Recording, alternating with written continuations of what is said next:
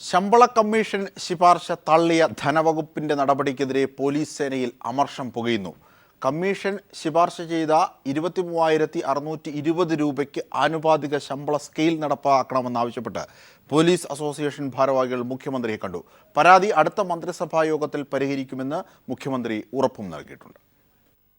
ശമ്പള കമ്മീഷൻ ശുപാർശ സർക്കാർ നടപ്പിലാക്കുന്നതോടെ ജീവനക്കാരുടെ അടിസ്ഥാന ആവശ്യങ്ങൾ അട്ടിമറിച്ചുവെന്ന ആരോപണം സംസ്ഥാന ജീവനക്കാർ ഉയർത്തുന്നതിനിടെയാണ് സംസ്ഥാന പോലീസ് സേനയിലും അമർഷം പുകയുന്നത്.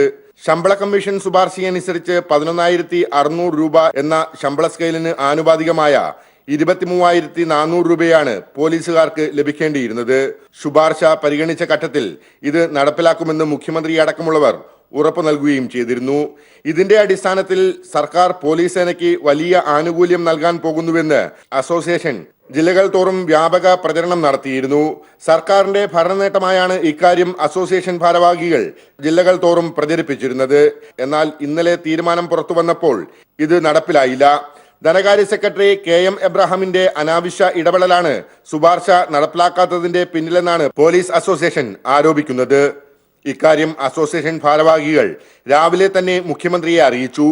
പോലീസുകാരുടെ ഇൻഷുറൻസ് സംബന്ധിച്ച വിഷയത്തിൽ 2013-2014 ബഡ്ജറ്റിൽ പ്രഖ്യാപനം ഉണ്ടായിരുന്നുവെങ്കിലും ഇതും ധനകാര്യ സെക്രട്ടറിയുടെ ഇടപെടൽ മൂലം നടപ്പിലായിട്ടില്ല.